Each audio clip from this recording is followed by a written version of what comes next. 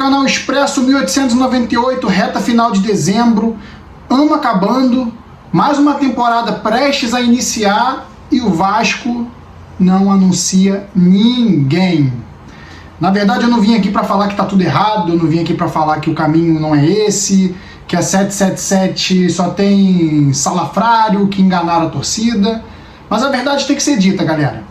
A gente está vendo outros elencos aí sendo montados, o Cruzeiro anunciando, o Santos anunciando, o Corinthians anunciando, o próprio Botafogo anunciando, e o Vasco até agora não anuncia ninguém novo, nenhuma novidade, apenas a renovação do Nenê até abril.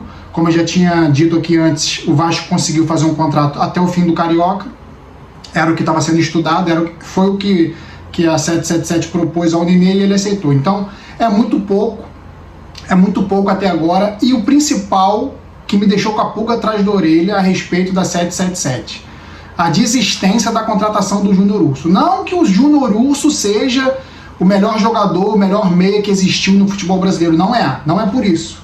Foi a forma como o Vasco, com tudo praticamente certo, todo mundo dizia, quem é jornalista foi lá e viu, eu acompanhando, ele estava certo com o Vasco, estava tudo finalizado, até os exames dele já tinham sido feitos e o Vasco não finalizou a contratação do Júnior Urso, que era dada como certa.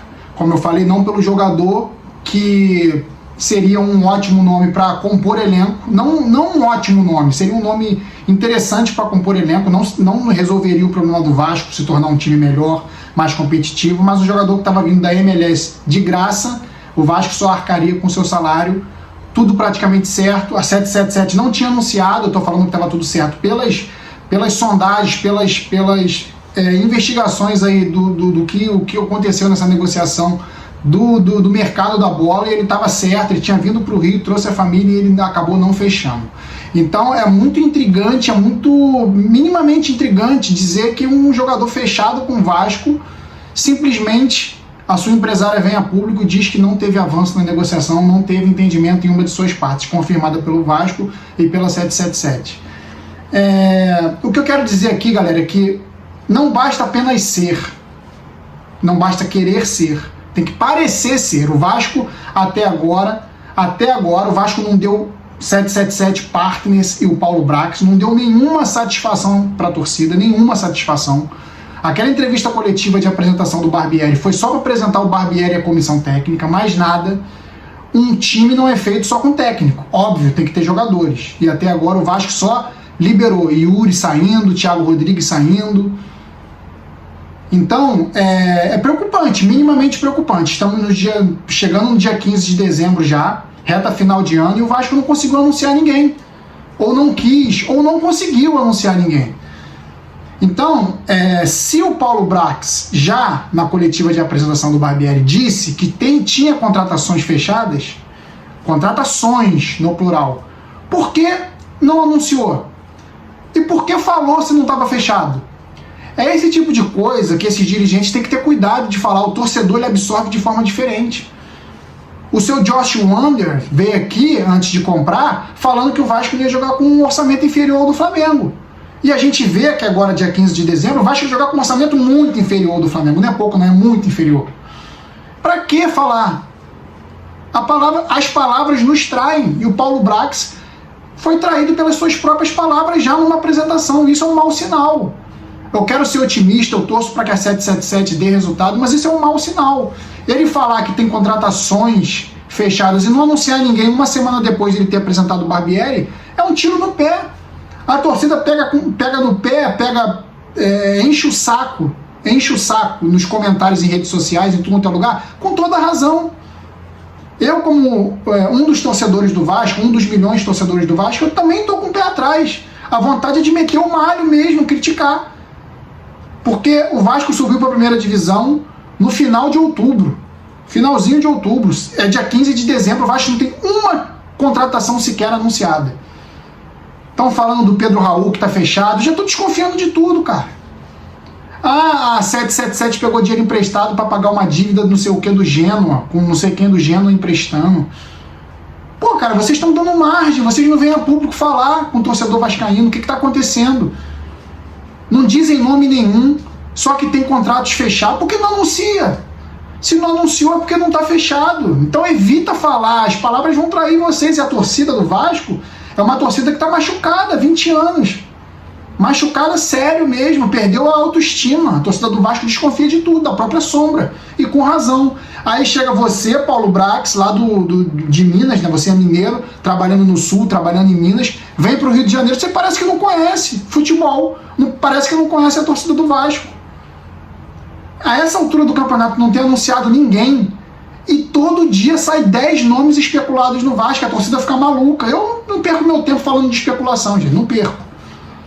Eu tinha falado aqui num vídeo anterior, um dos vídeos anteriores, que o Vasco estava praticamente fechado e ia anunciar o Pedro Raul e o Júnior Urso. E o Júnior Urso não vai ser mais anunciado, porque vocês não vão fechar, porque uma das etapas do processo não foi concluída com êxito. Não sei se foi problema de saúde, não sei se foi problema financeiro. É isso que fica a dúvida, vocês dão margem à dúvida. E dar margem à dúvida é o pior erro que pode se cometer nesse momento. O Vasco é um clube diferente de todos os outros do Brasil, vocês têm que entender isso. O Vasco caiu 5 vezes nos últimos 12 anos, 13 anos. O Vasco é um clube que não tem representatividade nacional há 20 anos, com um hiato ali entre 2011 e 2012. É diferente de tudo que vocês têm visto, presidentes em cima de presidentes, surrupiando o Vasco, usando o Vasco em benefício próprio. Aí vocês chegam achando que vão fazer do jeito de vocês de uma hora para outra, não é assim. E vocês vão ser cobrados lá na frente. Então esse recado que eu venho dar aqui é em nome da torcida. Quem sou eu para dizer em nome da torcida? Eu digo em meu nome, e eu sendo torcedor do Vasco, eu estou acompanhando, eu tenho visto o que tem acontecido, e não tá legal, cara, não tá legal. Eu fui um dos apoiadores da venda, o Vasco do jeito que estava não podia continuar. O Vasco foi vendido por conta da sua própria incompetência administrativa. O Vasco não foi vendido para ganhar lucros, para se tornar um clube mais pomposo ou de uma representatividade maior. Não, o Vasco foi vendido porque estava vendendo almoço para comprar janta. Não foi porque a gente quis, não foi porque a diretoria quis, foi porque precisava, senão o Vasco ia fechar, acabar. Então vocês têm que vir a público e dizer claramente, uma coletiva dizendo em que pé estão as contratações, o que queremos. Porque do jeito que está não está legal. Estamos chegando aí nas festas de fim de ano, não tem contratação, a gente não tem um esboço de time para 2023, a não ser se pegar um catadão aí da base, de vários jogadores que a diretoria vai manter, que não era para manter, como Edmar, um deles, Gabriel Dias, outro. Vocês querem oferecer isso para a torcida? O Nenê, eu nem falo que o Nenê ele merece uma homenagem sim, merece jogar mais um campeonato, porque ele representou a camisa durante um tempo aí. Agora, que história tem o Edmar? Que história tem o Gabriel Dias? Então, vocês têm que vir a público e dizer o que está acontecendo com as negociações do Vasco. Que orçamento secreto é esse? Estou falando de governo não, estou falando do Vasco. Orçamento secreto do Vasco. Vocês não dão satisfação para a torcida, e não dar satisfação para a torcida a essa altura do campeonato é um tiro no pé. Vocês vão ser cobrados lá na frente. Venham a público e digam o que está acontecendo. A 777 está endividada? Não é isso tudo?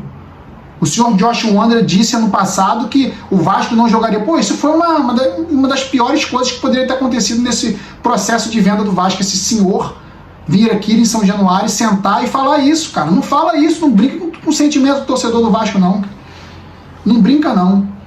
E olha, não tem isso de, mas o ano tá acabando, ninguém tá contratando. O Vasco precisa de um time novo.